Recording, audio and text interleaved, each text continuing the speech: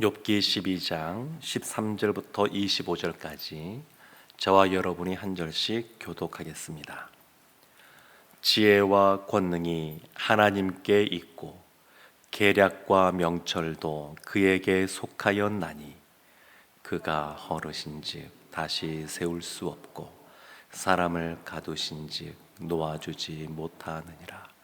그가 물을 막으신즉 곧 마르고 물을 보내신즉 곧 땅을 뒤집나니 능력과 지혜가 그에게 있고 속은 자와 속이는 자가 다 그에게 속하였으므로 모사가 벌거벗겨 끌어가시며 재판장을 어리석은 자가 되게 하시며 왕들이 맹 것을 풀어 그들의 허리를 동이시며 제사장들을 벌거벗겨 끌어가시고 권력이 있는 자를 넘어뜨리시며 충성된 사람들의 말을 물리치시며 늙은 자들의 판단을 빼앗으시며 귀인들에게 멸시를 쏟으시며 강한 자의 띠를 부시며 어두운 가운데에서 은밀한 것을 드러내시며 죽음의 그늘을 광명한 대로 나오게 하시며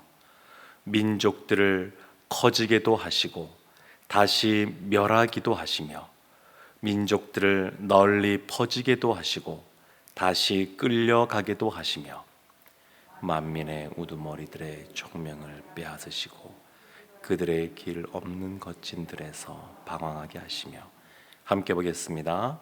빛 없이 캄캄한 데를 더듬게 하시며 취한 사람같이 비틀거리게 하시느니라. 아멘. 욥과 세 친구들의 대화가 계속 오가고 있습니다. 크게 보면 이 세 명의 친구와 욥이 먼저 1차로 대화를 하게 되고 또 그 뒤에 2차, 3차가 나오는데 이 욥기 12장은 세 친구 중에서 세 번째 친구인 이 소발의 말에 이 욥이 답변하는 내용입니다. 욥기 11장에서 소발이 자신의 말을 했고 욥이 그 말을 듣고 12장, 13장, 14장까지 항변하는 말을 하는데 앞부분에는 친구들을 향하여 그리고 13장 후반부부터는 하나님을 향하여 자신의 말을 쏟아냅니다. 그 친구들에게 하는 말이 뭐냐면 욥이 12절, 13절 말씀에 이렇게 말합니다. 늙은 자에게는 지혜가 있고 장수하는 자에게는 명철이 있느니라. 이게 친구들에게 하는 말인데 이 친구들이 이런 말을 사실은 하는 겁니다. 나이가 많이 있으면 지혜가 있다, 명철이 있다. 그런데 욥이 너희들이 그렇게 생각하지만 또 어느 부분 나이가 들면 지혜가 있는 부분이 있지만 진짜 지혜와 권능은 어디에게 있느냐? 누구에게 있느냐? 그것을 13절에 이렇게 분명하게 밝힙니다.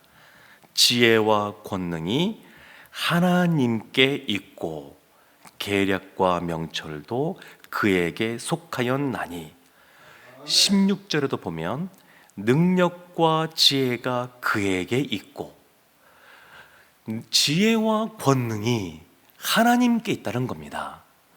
사람들이 나이가 들어가면서 배우고 경험하면서 내가 지혜가 있는 것처럼 생각하기도 하지만 진짜 그 지혜와 권능은 하나님께 있다라고 하는 것을 욥이 분명하게 밝힙니다. 그 친구들이 지금 말하고 있는 내용들은 뭐냐면 세 명의 친구들이 욥을 정죄하면서 말하는 것은 너희들이 생각하는 그러한 나이 들어서 얻게 되는 지혜와 명철, 인간적인 것이고 진짜 그 위에 계신 하나님의 지혜가 있는데 그 지혜를 너희가 모른다, 이렇게 말을 하고 있는 겁니다. 14절에 이 쭉 이제 나오는 것들이 하나님의 지혜와 권능에 대해서 예를 들면서 설명하고 있는 부분이라고 할 수 있습니다. 14절에 그가 허르신즉 다시 세울 수도 없고 하나님께서 헐면 다시 세울 자가 없습니다. 하나님은 우리의 여러 가지 복된 그러한 보응의 원리에 의해서 우리에게 주어지는 그러한 상, 그것도 관여하시지만 악한 자들에게 주시는 벌, 그것도 하나님의 그 권한 안에 있는 것이고, 그것을 뛰어넘어서 우리가 생각하는 행복과 불행, 이 모든 것을 주관하시는 분이, 그 권능이 하나님께 있습니다. 그래서 하나님이 허무시면 세울 자가 없는 겁니다. 신명기 32장 39절에 이렇게 말씀합니다. 이제는 나 곧 내가 그인 줄 알라. 나 외에는 신이 없도다. 나는 죽이기도 하며 살리기도 하며 상하게도 하며 낫게도 하나니 내 손에서 능히 빼앗을 자가 없도다. 죽고 사는 것, 상하고 낫는 것, 이 모든 것이 하나님의 권능 가운데 있는 겁니다. 그러니까 사는 것, 낫는 것만이 아니라 죽는 것, 그리고 상하는 것조차 하나님의 권능 가운데 있는 겁니다. 이사야 45장 7절에 이렇게 말합니다. 나는 빛도 짓고 어둠도 창조하며 나는 평안도 짓고 환난도 창조하나니 나는 여호와라. 이 모든 일들을 행하는 자니라 하였노라. 하나님은 빛뿐만 아니라 어둠도 창조하신 분이십니다. 하나님은 평안과 환난도 다 하나님 손에 있다라고 분명하게 말씀하고 있습니다. 하나님이 이 세상 모든 것을 주님의 지혜와 권능으로 다스리시고 통치하시는 그 주권자임을 분명하게 드러내는 겁니다. 그래서 우리가 생각할 때 인생의 그런 희노애락이 있지 않습니까? 어떤 상황과 형편에 의해서 기쁘고 즐겁기도 하다가 어떤 상황 때문에 슬프고 또 힘들고 아파하기도 하는데, 이 생각을 뛰어넘어 계신 분이 하나님이십니다. 그래서 로마서 8장 17절에 이렇게 말합니다. 자녀이면 또한 상속자 곧 하나님의 상속자요 그리스도와 함께한 상속자니 우리가 그와 함께 영광을 받기 위하여 고난도 함께 받아야 할 것이니라. 사랑하는 성도 여러분, 하나님의 생각은 우리의 생각보다 훨씬 높으십니다. 지금 이 욥이 그런 것을 계속 깨달아 가는 겁니다. 본인도 이전에는 이 새 친구들과 같은 생각을 갖고 있었는데 이와 같이 고난 속에서 하나님을 향하여 시선을 맞추고 자신의 속에 있는 이야기들을 하나님을 향하여 쏟아내면서, 그러면서 점점 더 하나님을 깊이 묵상하게 되고 알아가게 되고 깨닫게 돼가는 겁니다. 17절에 이런 말씀이 나옵니다. 17절부터 21절까지 보면 그 뒤에 뭐뭐시며 뭐뭐시며 이런 부분들이 나오는데, 여기에 나오는 등장하는 인물들은 다 강한 사람들입니다. 사회적으로 약자가 아니라 강자에 해당되는 사람들입니다. 17절 말씀이 이렇게 나옵니다. 모사를 벌거벗겨 끌어가시며 재판장을 어리석은 자가 되게 하시며 왕들이 맹것을 풀어 그들의 허리를 동이시며 제사장들을 벌거벗겨 끌어가시고 권력이 있는 자를 넘어뜨리시며 충성된 사람들의 말을 물리치시며 늙은 자들의 판단을 빼앗으시며 귀인들에게 멸시를 쏟으시며 강한 자의 띠를 푸시며. 그러니까 충성된 사람들의 말을 잘하는 그러한 사람들의 말도 물리치시고, 늙은 자들, 이것은 그냥 단순히 나이 많은 것이 아니라 나이가 많아서 그만큼 권위가 있는 자리에 올라간 사람들, 그 사람들의 판단도 빼앗으시며 생사화복을 주관하시는 분이 하나님이시다라고 하는 것을 드러내시는 겁니다. 세상에 많이 배운 사람들, 재판하는 사람들, 권력을 가진 사람들, 논리적으로 말을 잘하는 사람들, 그런 사람들이 아니라 그런 사람들을 오히려 부끄럽게 만드시고 하나님이 하나님의 그러한 지혜를, 하나님의 권능을 그들 가운데 보이신다, 이렇게 말씀하고 있습니다. 그래서 22절 보면 어두운 가운데 은밀한 것조차도 드러내십니다. 밝은 빛이 비칠 때 이러한 은밀한 것 드러나겠지만 어떤 면에서는 이 어두울 때는 그냥 옆에 있는 사람도 잘 보이지 않는데 그 은밀한 것조차도 그래서 하나님은 다 드러내시는 분이십니다. 사랑하는 성도 여러분, 시편 146편 3절에 이렇게 말합니다.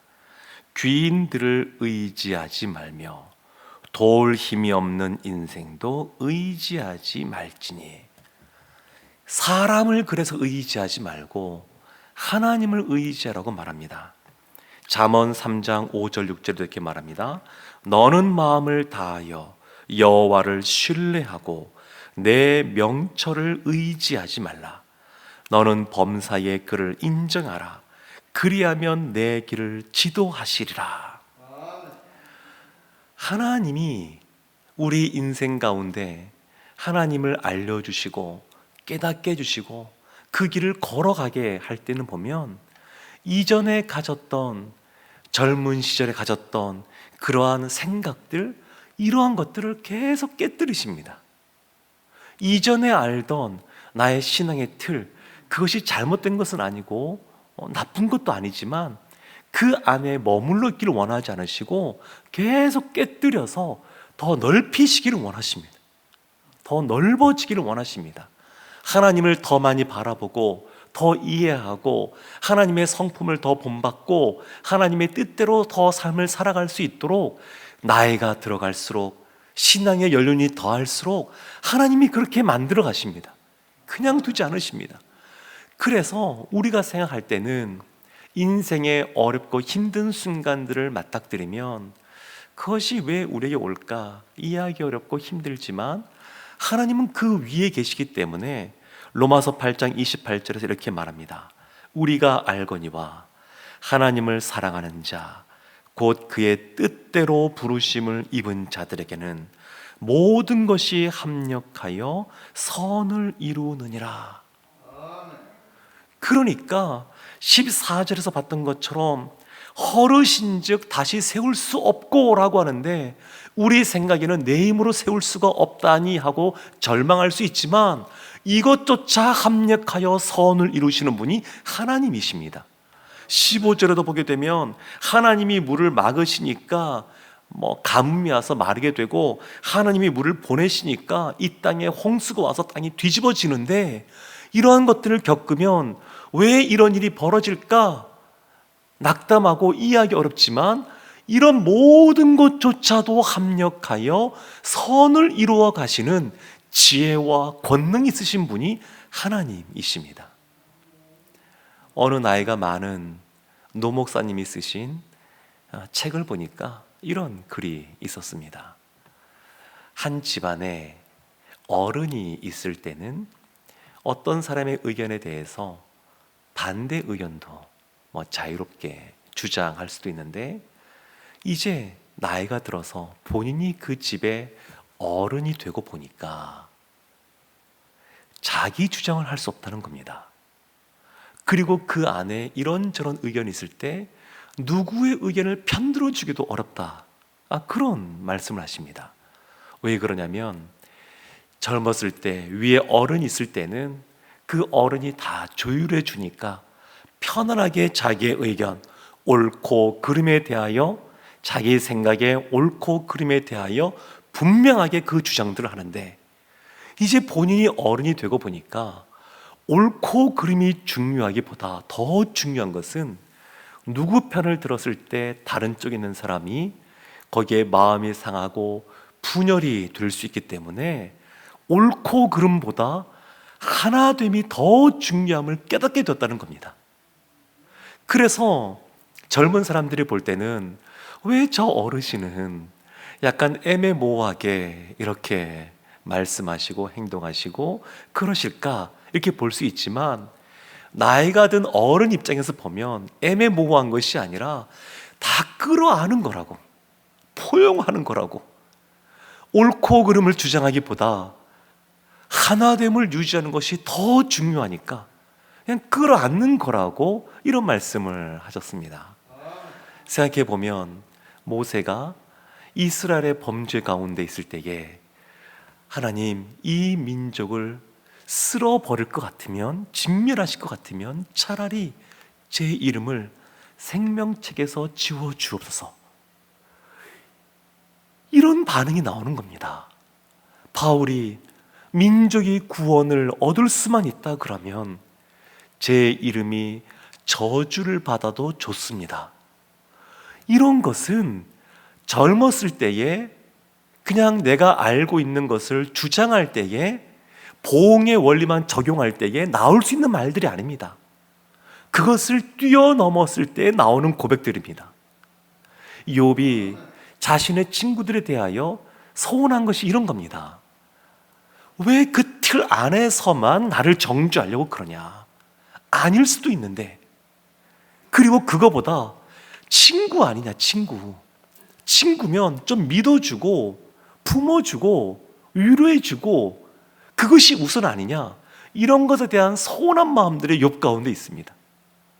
그래서 마지막에 욥기 맨 마지막 보면 욥이 이 세 친구들을 위하여 중보 기도해 주는 내용이 나옵니다. 욥이 이전에는, 고난 전에는 이 친구들 같은 생각을 하다가 고난의 그러한 시간을 통과하면서 그의 생각이 넓어지고 주님의 마음을 더 알아가게 된 겁니다.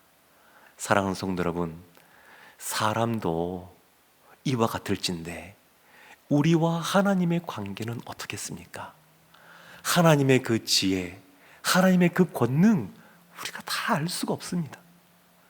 우리가 이 말씀을 통하여 날마다 주의 말씀을 더 깨달아가고 알아가지만, 하나님의 그 높은, 우리가 상상할 수 없는 그러한 지혜를 우리가 얼마나 많이 알겠습니까? 그러니까 우리의 생각을 주장하기보다, 사람을 의지하기보다 하나님을 의지하고 하나님을 바라보고 나의 옳고 그름을 주장하기보다 하나님 앞에서 어떤 것이 바른 것인지 그것을 먼저 돌이켜보면서 우리의 신앙이 더욱더 넓어지고 깊어지고 하나님의 그 진한 그런 향기를 더 맡고 나아가는 지혜로운 하나님의 자녀들 다 되시기를 주님의 이름으로 축원합니다. 아멘. 기도하겠습니다. 지혜와 권능이 있으신 하나님, 우리도 하나님을 본받아 일상 살아갈 때 주님을 더 의지하고 또 지혜롭게 살아갈 수 있도록 우리를 선하게 인도하여 주옵소서.